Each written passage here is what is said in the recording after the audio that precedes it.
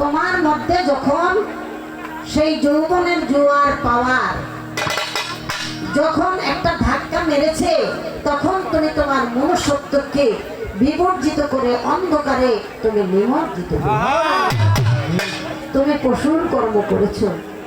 পশুর কর্ম বলতে পশুর চেয়ে নিকৃষ্ট। পশুও তা করে না, তুমি তাই করেছো।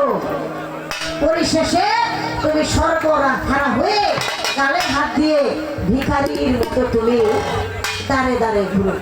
সত্য জানো তোমার 16 আনা আমার দেয় নেই আল্লাহ বাজান, দেয় নেই আল্লাহ। আমাকে সবারই তো আমার 16 আনা দান করছে, এটা রহমানের রাহিম। আল্লাহ দয়া করে মায়া করে আমাদেরকে আমানত 16 আনা দিয়েছে, কিন্তু আমরা সেটাকে রক্ষা করতে পারি না। আমরা আমাদের স্বেচ্ছাচারিতায় পরিণত হয়ে আমরা সেই মহামূল্যবান অমূল্য সম্পদ ইমানি সত্তা, কি ইমানি সত্তা, রুটি মতি জ্যোতি জ্ঞান এবং ইমানি সত্তা। ইমান কাকে বলে? তাওহীদ। তাওহীদ কাকে বলে? একাত্মবাদের এক পরনির্ভরশীলতা। পরকীয়া কারে বলে বাবা? কারে বলে পরকীয়া? পরকীয়া তারে বলে আল্লাহ ছাড়িয়া আমার জীবনের দায়িত্ব, সুখের দায়িত্ব আরেকজনের উপরে নির্ভর। এটার নাম হলো পরকীয়া।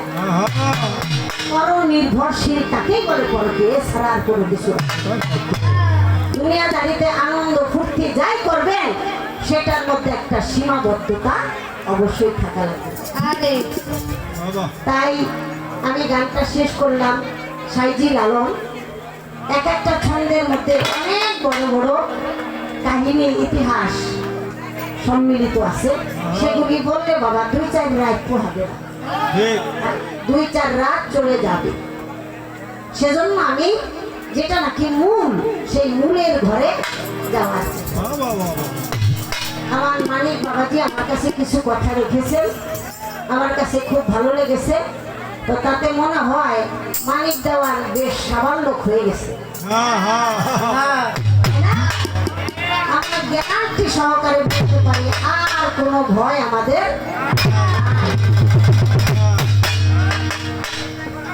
মায়ের লোকে যখন ফেগাম ধরছে, তাইলে আর কোনো ভয় নাই। এগিয়ে চলো মানিক বাবা। তবে কিছুক্ষণ পরে একটু টের বাবা নাকি এগিয়ে যাও মানিক বাবা, কিছুক্ষণ পরে একটু টের বাবা। তারা এই কয় আল্লাহ রসুল পাউনের লেগে কে গুরু ধরে না, তো কি লেগে ধরে?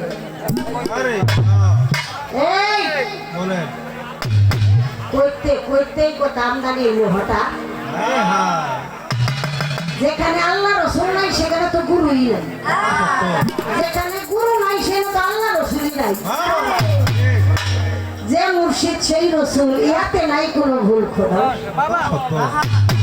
তাহলে আপনি ঠাস করে কয়ে দিলেন যে আল্লাহ রসুল পাওয়ার লেগা সিননের লেগা গুরু ধরন লাগে না, মানে একটু রাগ বেশি, যে বেশি পাইছি না।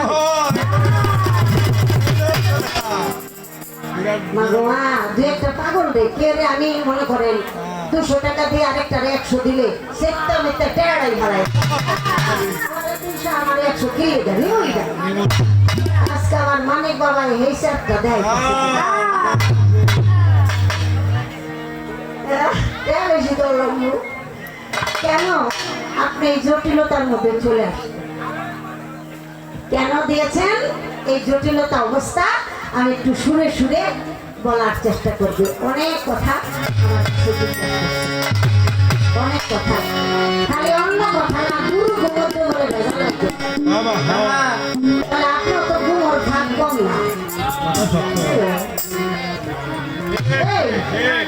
যারা বুঝে না হ্যাঁ তুলিয়া তুলিয়া সাইডা তাই তো আপনি বুঝ যায় যে মাইকের সামনে যে কইলেন রেডি যাইব না।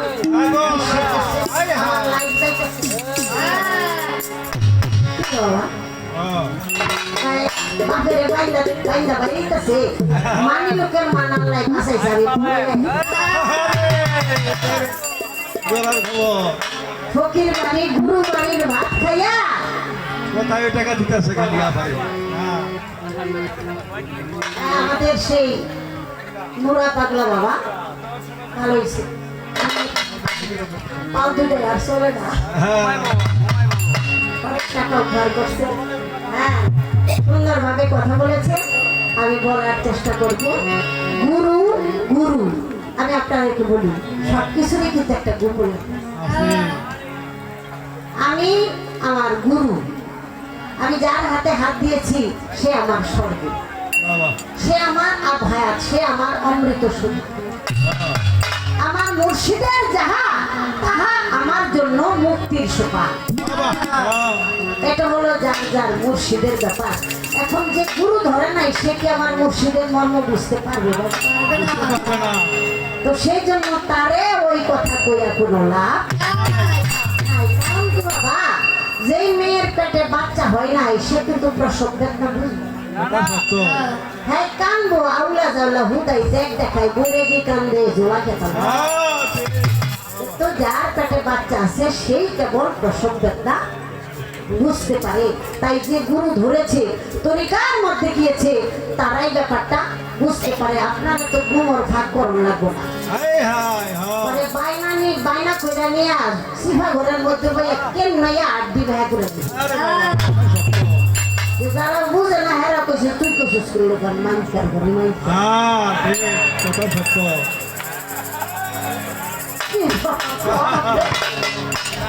বুঝে না, তারা যা খুশি তাই করবে নাকি? ওই যে আমার মনসুর হাল্লাদ রে, সবাই পাথর মারে, সে খিলখিল করে হাসে। আর যখন নাকি তার গুরু ভাই যখন রাস্তা দিয়ে যাইতাছে, এই রাস্তা দিয়ে যে যাইবো এই পাগলা রে একটা করে ইট মারতে হইব, পাথর মারতে হইব, যে তার বিচার করবো। চিন্তা করলাম আমার গুরু বাড়ি কি পাথর মারতে পারি? যাক পকেটে আমার একটা গোলাপ ফুল আছে, গোলাপ ফুলটা আস্তে করে আস্তে করে যখন গোলাপ ফুলটা মেরা দিছে তখন মনসুর হাল্লাদ জোর করে কাইন্দা দিছে। ওই ভাই, আমি তো তোমার পাথর মারি নাই, তোমার তো একটা ফুল পাচ্ছি, তুমি কাইন্দা দিলা কেন? তখন হাঁটছো, তুমি কাইন্দা দিলা। ওই ভাই রে, ওরা বুঝে না আমার পাথর মারছে, আমি কার জন্য পাগল, কারে ভালোবাসি, ওরা তো প্রেমের জগতে নাই, তাই আমারে আঘাত করে পাথর মারে। কিন্তু তুই তোমায় যা রস আমি কাজ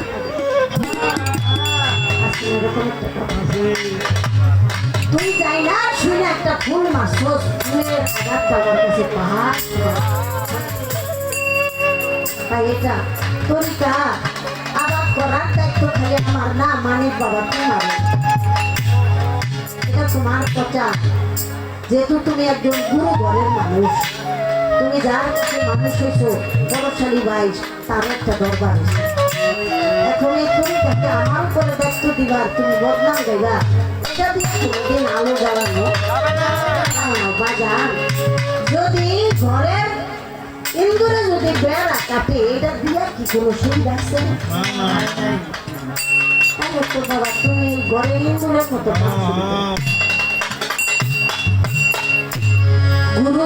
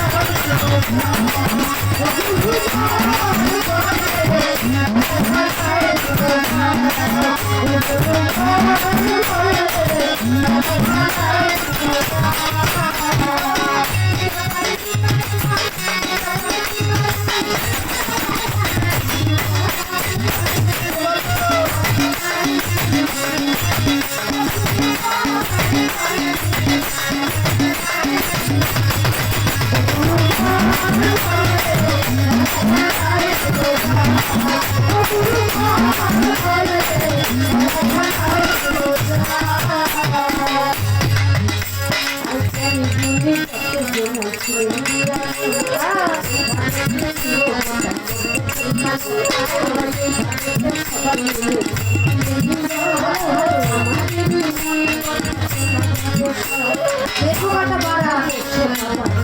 সকলের দোয়া সকলের দোয়া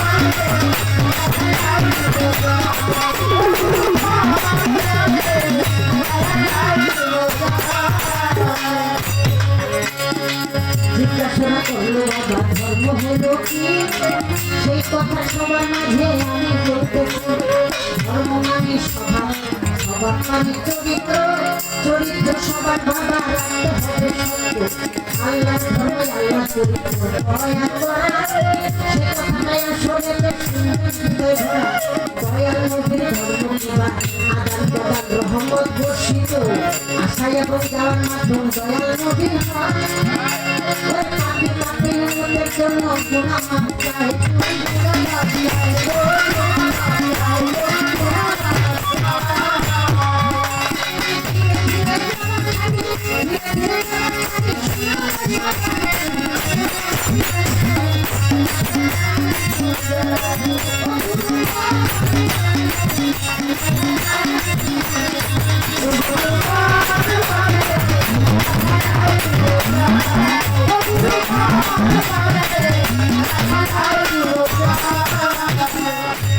বলবো আমি সেই কথাটা ভাই আগুন পানি বাতাস মাটির ধর্ম কি বাতা ধর্ম মানে স্বভাব একটু দেখেন চিন্তা করে এই দেহের মধ্যে আছে 5টি জাত আমি বলবো শুনে শুনে আগুন পানি বাতাস মাটি উড়ে ছাপা হয় ওরে 5 থেকে 25টা গুণ বাহির কিন্তু যার যাহা ধর্মই আছে স্বভাব বলে যারে সেই গুণাবলী দিয়ে সে যে সেবা করতে পারে যেমন আগুনের ধর্ম কি ধর্ম ক্ষুধা তৃষ্ণা নিদ্রা নিঃশ্বাস আর পানির কি ধর্ম রক্ত পিত্ত স্লেট লাগবে আর বাতাসের কি ধর্ম উপকরণ চলন ধরন প্রসারণ মাটির কি ধর্ম অস্থি মাংস নারীত আর নূরের কি ধর্ম কুঠি কণ্ঠ উদয় হৃদয় এটাকে সজীব এবং সচেতন সুস্থতা রাখা জ্ঞানের সহিত রাখা এই স্বভাব এই ধর্ম এগুলি আমি বলার চেষ্টা করলাম আজকে যে বিস্তারিত কথা এই পরিবেশটা আমি যদি সেই পরিবেশন করতে যাই আমি কি বলবো আমি প্রত্যেকটা মানুষকে বলতে পারবো যে আপনার যে অঙ্গ প্রত্যঙ্গ হস্তপদ চক্ষু কর্ণ যাহা আছে এর সাথে আপনি কি ব্যবহার করছেন হাতের সাথে কি ব্যবহার করছেন আপনার হাতে আগের মতো শক্তি কেন নাই শক্তিটা আপনি কোন পথে চালাইছেন অপব্যয় আরেকজনের সম্পদে থাপা দিচ্ছেন সুযোগ পাইয়া অসহায় একটা নারীর ইজ্জত হরণ করছেন তাহলে আপনার শরীরে শক্তি তো থাকবে না আপনি আপনার সেই পাওয়ার জোয়ার আপনার সেই হাতের ধর্ম দিন সেটাকে আপনি ধ্বংস করে দিন যে যেমন কর্ম করিবে তার কর্ম অনুসারে ফল ভোগ করিতে হইবে আমার আল্লাহ বলে হে আমার বান্দা আমি তোমাকে দয়া করি মায়া করি রহমত করি যেহেতু আমার নাম রহমানে রাহিম কিন্তু তুমি তোমার প্রতি জুলুম করো তোমার জন্য তুমি যে জানি এত বড় জুলুম তোমার প্রতিপক্ষ দুশ্মনও করতে পারে না তুমি চুপে চুপে তোমাকে কত প্রকারের যে ধ্বংস করে এই যে হিসাব বিকাশ হাতে 60 বছর 70 বছরের বাবায় না বস্তাটা টান দিয়ে উড়ে গেলেন। আর আপনার বয়স মাত্র 21-22। ঠিক কত হয় নাই সাগর জানে অত হয় নাই। কয় বাবা বুঝাটা একটু তুইলা দে। কয় বাবা আমার মাজা মাজা টান করতে পারি না। কে গো বাজান মাজা টান করতে পারো না কে? রাজা নাই নাই তো নাকি? রাজা নাই তাই তার মাজায় শক্তি নাই।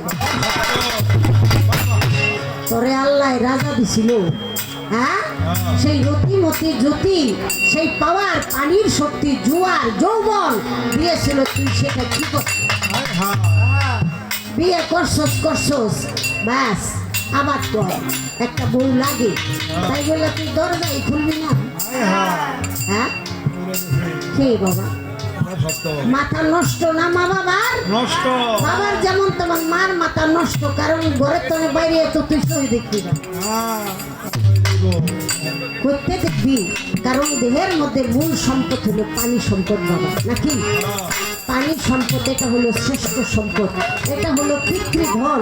যে নাকি পিতৃধনের হেফাজত করতে পারে না, এটাকে রক্ষা করতে পারে না, সে কখনো পুত্র হতে পারে না, তার নাম হয় পুত্র। এই জন্য কথা বলা হয়েছে, আল্লাহ বলেছে তুমি অপব্যয় করিও না। কি? যেই পানিতে তোমার সৃষ্টি সেই পানির প্রতি রাখো দৃষ্টি। একটা ফোঁটা পানি যেন তুমি অপব্যয় না করো, তাহলে তুমি শয়তানের বন্ধু, তোমার অপব্যয়ের জন্য তোমাকে শাস্তি ভোগ করতে হবে। আপনি তো প্রেম করেন নাই, তাই কারো কথা শুনে। যদি একটু ভালোবাসাবাসি থাকতো তাহলে তার কথাটা আপনি শুনতেন, আর সেই ভালোবাসাটা হলো যার যার মুর্শিদের সাথে। মুর্শিদ কয় না বাজার রে বাজার, ওরে বাজার বৃহস্পতিবার রাইখা আমার লোকে কাটাইছে, আমার লগে কাটাইছে বাজার, আমার লগে কাটাইছে। বৃহস্পতিবার রাত্রি খানি আমার লগে জাগবি। ওরে এই কথাটা মুর্শিদ বলে, বাবারে শুই নাকি কেন? বৃহস্পতিবার হলো গুরুবার, সেদিন ভুলক্রমে যদি কেউ নারী কুলে রাত্রি যাপন করে, তার সেই বীজ ধন, সূর্য ধন, অগ্নি ধন, সেটা যদি ধ্বংস করে, তাহলে এর জন্য তার হায়াত কাটা যায়। গুরু অনেক কৌশলের মাধ্যমে আপনাকে বাঁচানোর চেষ্টা করে। তবে যাই হোক, এখানে আমার অনেক মা বোন আছে, আমি জানি না তারা গুরু ধরছে কিনা।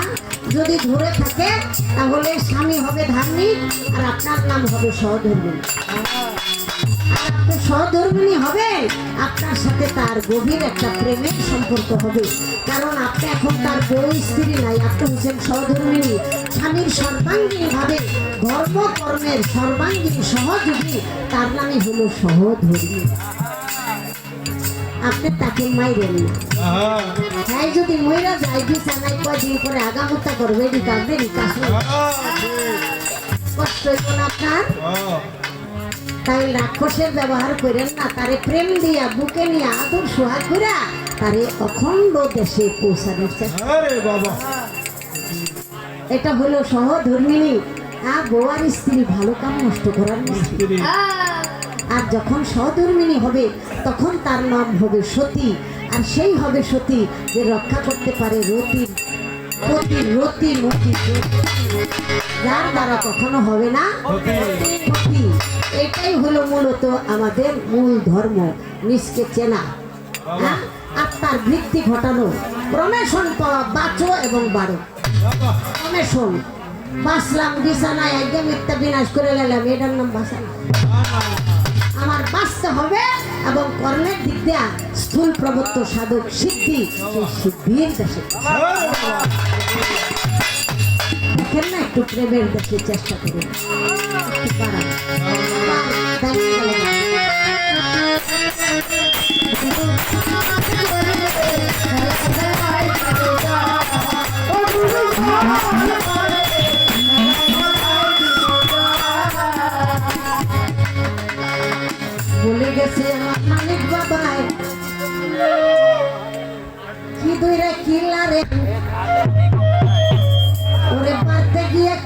ওটা দেন মানে কোন মা জায়গায় অনেক তাহলে ওটা দাও হ্যাঁ হ্যালো হ্যালো আর করবেন না এটা ঠিক আছে শুইবেন না এটা আজকে রাখতে লেগা আমগো হ্যাঁ হ্যালো হ্যালো এত সুন্দর আছে জোরে সুবহানাল্লাহ। নেন, নেন। আচ্ছা এটা মালিককে দিয়ে দেন